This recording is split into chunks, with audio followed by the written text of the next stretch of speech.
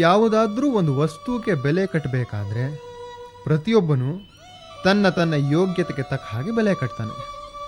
ಆ ವಸ್ತು ಅದೆಷ್ಟೇ ಬೆಲೆ ಬಾಳ್ತಾ ಇರಲಿ, ಆತ ಅದಕ್ಕೆ ತನ್ನ ಸಂಪತ್ತಿನ, ತನ್ನ ಬಂಡವಾಳದ ವ್ಯಾಪ್ತಿಯನ್ನು ಮೀರಿ ಬೆಲೆ ಕಟ್ಟೋದಕ್ಕೆ ಸಾಧ್ಯ ಆಗೋದೇ ಇಲ್ಲ. ಇದಕ್ಕೊಂದು ಕಥೆ ಇದೆ. ಒಬ್ಬ ಶ್ರೀಮಂತ ತನ್ನ ಸೇವಕನಿಗೆ ತನ್ನ ವಜ್ರದ ಉಂಗುರನ ಕೊಟ್ಟು ಯಾರ್ಯಾರು ಎಷ್ಟೆಷ್ಟು ಅದಕ್ಕೆ ಬೆಲೆ ಕಟ್ತಾರೆ ಕೇಳ್ಕೊಂಬ ಅಂತ ಹೇಳ್ದ. ತಗೋ ಚಿಕ್ಕ, ಈ ವಜ್ರದ ಉಂಗುರನ ಅಂಗಡಿ ಬೀದಿಗೆ ತೊಗೊಂಡೋಗು, ಎಲ್ಲರಿಗೂ ತೋರಿಸು, ಯಾರ್ಯಾರು ಇದಕ್ಕೆ ಎಷ್ಟೆಷ್ಟು ಬೆಲೆ ಕಟ್ತಾರೆ ಅಂತ ಕೇಳ್ಕೊಂಬ.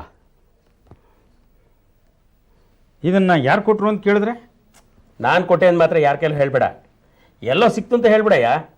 ಮೊದಲು ಆ ತರಕಾರಿ ಮಲ್ಲಿ ಇದ್ದಾನಲ್ಲ ಅವನ ಹತ್ರ ಹೋಗಿ ತೋರಿಸು, ಅವನು ಎಷ್ಟು ಇದಕ್ಕೆ ಬೆಲೆ ಕಟ್ತಾನೆ ಕೇಳ್ಕೊಂಬ. ಆಯ್ತು ಬುದೆ.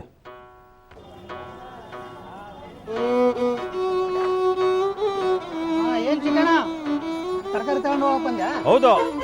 ಎಲ್ಲಿ ಹಳೆ ಬಾಕಿ 3 ರೂಪಾಯಿ ಕೊಳ್ಳೇ ಇಲ್ಲ? ಅಯ್ಯೋ ಅಯ್ಯೋ, ಅದು ಕೊಡದೆ ಊರು ಬಿಟ್ಟು ಹೊರಟೋಗ್ಬಿಡ್ತೀನ. ಅದಿರ್ಲಿ, ಇದೆಲ್ಲೋ ಸಿಕ್ತು ತಗೋ. ಎಲ್ಲಿ ಸಿಕ್ತು ಚಿಕ್ಕಣ್ಣ ಇದು? ಇಲ್ಲೇ ಸಿಕ್ತು. ಇದು ಗಿಲಿಟ್, ಇದು ಬಂಗಾರದಲ್ಲಿ, ಇದು ರೋಲ್ಡ್ ಗೋಲ್ಡ್, ಇದು ಹೆಚ್ಚಿಗೆ ಅಂದ್ರ ಏನ್ ಬೇಕಪ್ಪ? ತಗೊಂಡೋಗ್. ತರಕಾರಿ ಮಾರೋ ಮಲ್ಲಿಯ ಪ್ರಕಾರ ಚಿಕ್ಕಣ್ಣನ ಹತ್ರ ಇರುವಂತಹ ವಜ್ರದ ಉಂಗುರದ ಬೆಲೆ 5 kg ಬದನೆಕಾಯಿಯ ಸಮ.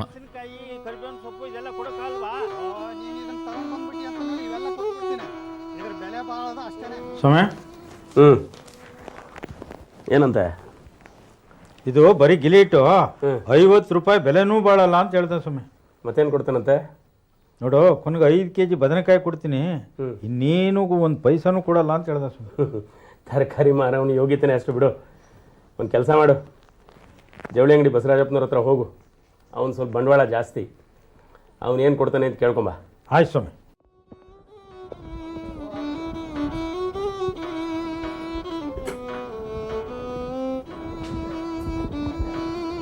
ನಮಸ್ಕಾರ ಬುದೆ.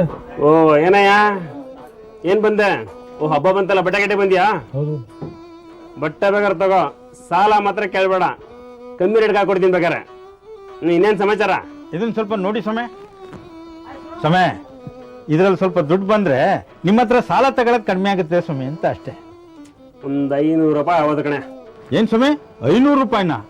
ಅಯ್ಯೋ ಹರಳು, ಅಷ್ಟು ಚೆನ್ನಾಗಿ ಹೊಳಿತಾ ಇದೆಯಲ್ಲ ಸ್ವಾಮಿ, ಇನ್ನೂ ಸ್ವಲ್ಪ ಜಾಸ್ತಿ ಆಗಬೇಕಲ್ಲ ಸ್ವಾಮಿ. ಚಿನ್ನ ಚೆನ್ನಾಗಿಲ್ಲ ಕಣೆ, ಇದು ಬರೀ ಪಾಲಿಶ್, ಇದು ಈ ಕಲ್ಲು ಚೂರು ಚೆನ್ನಾಗಿಲ್ಲ. ಏನೋ 500 ರೂಪಾಯಿ ಮೇಲೆ 10 ರೂಪಾಯಿ ಬೇಕಾಗಿ ಕೊಡ್ತೀನಿ ಅವನಾಗ. ಸ್ವಾಮಿ ಸ್ವಲ್ಪ ಕೊಡಿ, ಸಂತೆ ಮಾರ್ಗ ಕಡೆ ಹೋಗಿ ವಾಪಸ್ ಬಂದ್ಬಿಡ್ತೀನಿ ಸ್ವಾಮಿ. ಸರಿಯಾಗಿದಾರಂಗಪ್ಪ ಇದೆಲ್ಲ. ಸೋಮವಾರ ದಿವಸ ತಂದ್ಬಿಡಿ, ರಿಜಿಸ್ಟರ್ ಮಾಡಿಸ್ಕೊಡ್ತೀನಿ. ಏನು ಚಿಕ್ಕ ಹೇಳಿ. ಏನು ಹೇಳಿದ್ರು ಬಸವರಾಜಪ್ಪನವರು? 500 ರೂಪಾಯಿ, ಅದ್ರ ಮೇಲೆ 10 ರೂಪಾಯಿ ಕೊಡ್ತೀನಿ ಅಂದ್ರು ಸ್ವಾಮಿ. 500 ರೂಪಾಯಿ ಅದ್ರ ಮೇಲೆ 10 ರೂಪಾಯಾ? ಬಿಡು, ಅವ್ನು ಸ್ವಲ್ಪ ಬಂಡವಾಳ ಜಾಸ್ತಿ ಅಲ್ವ ಒಂದು. ಇರಲಿ, ಒಂದು ಕೆಲಸ ಮಾಡು, ಇದನ್ನ ತೊಗೊಂಡೋಗಿ ಗೋಪಾಲಾಚಾರ ಅಂಗಡಿ ಹತ್ರ ತೊಗೊಂಡೋಗ್ಬಿಟ್ಟಿದ್ದು ನಾನು ಕೊಟ್ಟೆ ಅಂತ ಹೇಳು, ಗೊತ್ತಾಯ್ತಾ? ಅವ್ರೇನು ಬೆಲೆ ಕೊಡ್ತಾರೆ ಅಂತ ಕೇಳ್ಕೊಂಬ. ಆಯ್ತು ಸ್ವಾಮಿ. ರಾಮ್ಲಿ ಅಪ್ಪನವ್ರೆ, ನೀವು ಅವ್ರ ಜೊತೆಗೆ ಬರುವಾಗ 4 ಜನ ಸಾಕ್ಷಿಯವ್ರನ್ನ ಕರ್ಕೊಂಡು ಬಂದ್ಬಿಡಿ.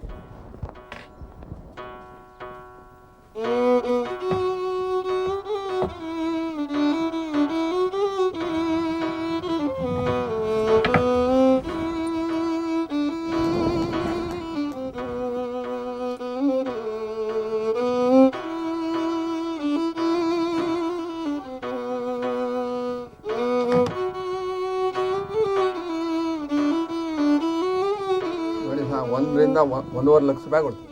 1.5 ಲಕ್ಷ ರೂಪಾಯಿ ಕೊಡ್ತೀನಿ. ಹೀಗೆ ಲೋಕದಲ್ಲಿ ನಿಜವಾದ ರತ್ನನ ನೋಡಿ ಗುರುತಿಸೋರು ತುಂಬಾ ಕಮ್ಮಿ.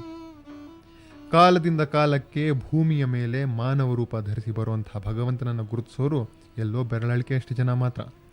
ಸಾಧನೆಯಲ್ಲಿ ಮುಂದುವರೆದ ಸಾಧಕರು ಮಾತ್ರ ಭಗವಂತನ ನಿಜವಾದ ಸತ್ವವನ್ನು ಅರಿತು ಅವನನ್ನು ಗುರುತಿಸ್ತಾರೆ.